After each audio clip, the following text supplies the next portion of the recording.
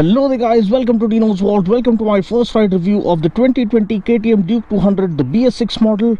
Today I tell you everything that you need to know. This is the most comprehensive makeover that the Duke 200 has received ever since its inception back in 2012. So let's start the bike. I'm extremely sorry, I'm still suffering from cold really badly, sore throat. So forgive me for my bad throat. So let me quickly give you guys an overview before I share my first ride impression as to how it feels.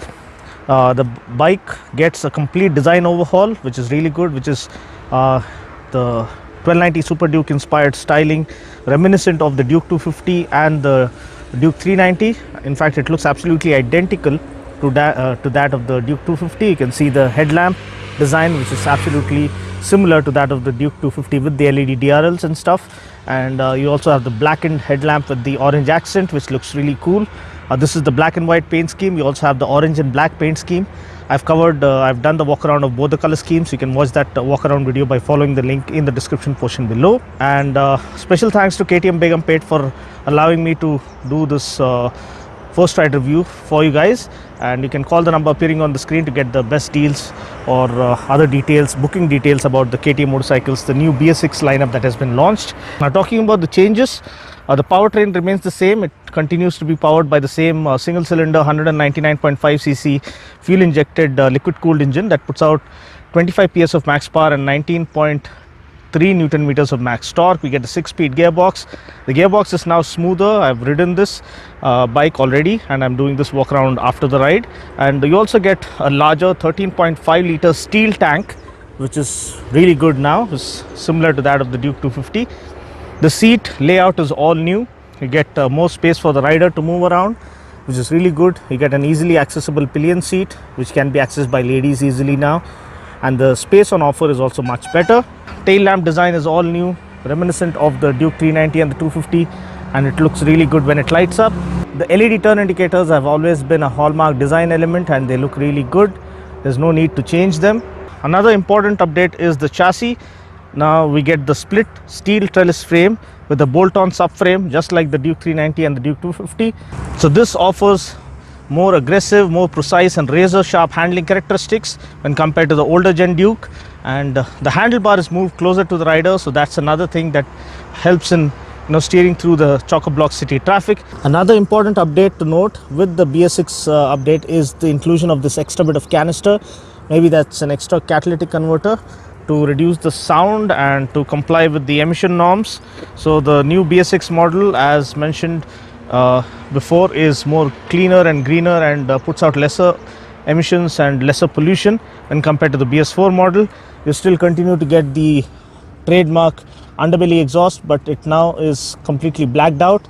You get the beautifully laid out aluminum swing arm, which not only looks great but also aids in superior handling characteristics. The tail section is sharp and sleek, and you also have this orange accent going with the rear panels. Talking about the brakes, we get a massive 300mm front disc and maybe a 230 or 240mm rear disc. You can check that by going through the spec sheet. But the best part is that we now get dual channel ABS as standard.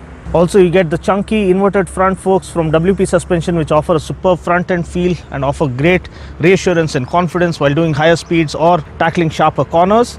We also get a rear monoshock with a dedicated cover to prevent the dust from accumulating in there, so that's a good touch. The handlebar is nice and neatly laid out and offers a nice upright seating posture. Speedo console remains more or less the same. You also get a well-equipped instrument cluster which gives out all the relevant information. The clutch feel is much better now. It's lighter and more effortless when compared to prior. Switchgear offers a nice and tactile feel to it. Talking about the tires, we get a MRF Rev Z C1 tires, which is a radial rear tire which offers better water channeling capabilities and better road grip with high speed stability as well as better cornering stability. So now let's listen to the exhaust note. It's definitely a lot quieter than the BS4 model, but when you rev it harder, you have that signature exhaust note of the Duke bloodline. So that's pretty much it. Now that I've given you guys a quick overview of the motorcycle, let's go ahead and check out my first ride impression of the 2020 KTM Duke 200 BS6 model.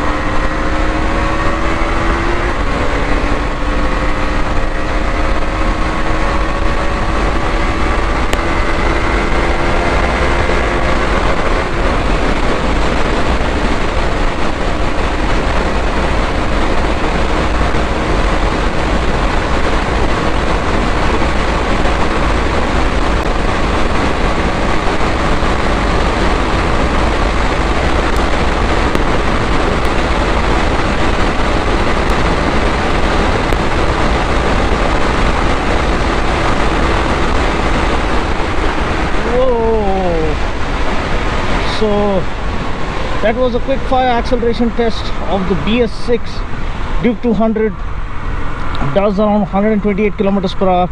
This is a brand new bike, so I give it the benefit of doubt. I'm sure it can do better after the first and second service once the engine break-in has happened. It is refined with the BS6 update. The acceleration is nice and clean and linear as always, and the clutch feel is nice and light as well. It's better than the BS4 model and the BS3 models. The gearbox is now more smoother and offers more precise shifts. Now one thing you notice as soon as you hop on to the new BS6 2020 KTM Duke 200 is that the saddle is now taller. I think it's just as much as taller as the 250 or the Duke 390. I think maybe it's around 830 mm. I'm not sure. You can confirm that by checking the official specs or confirm that with the nearest KTM showroom in your city, but it definitely feels taller.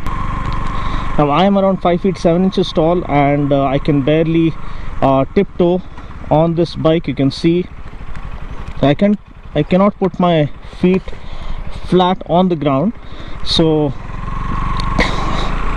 it's not much of a deal breaker because the handling and the balance is so perfect on this machine that you can ride and play around with it once you get a hang of it.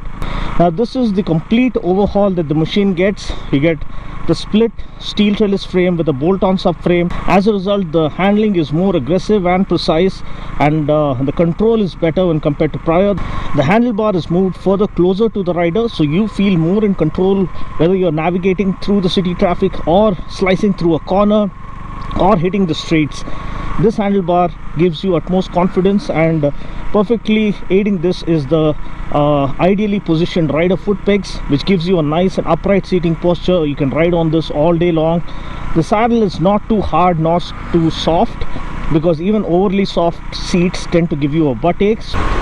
The bike gets dual channel ABS as standard, so let's quickly do a braking test.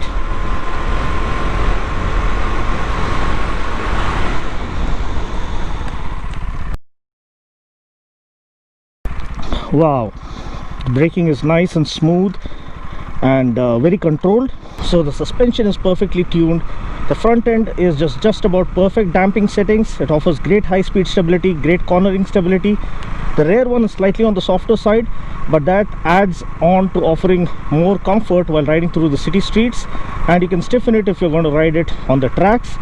The chassis is brilliant. The aluminum swing arm aids the chassis in offering outstanding handling characteristics, just as always been the case with the Duke family.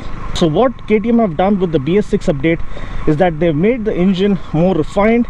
They've kind of slightly reduced the top end, but they have improved the initial torque and the pickup right through up to the mid-range, and that's what matters because you're going to ride this predominantly through the city streets and take it out for those occasional weekend rides.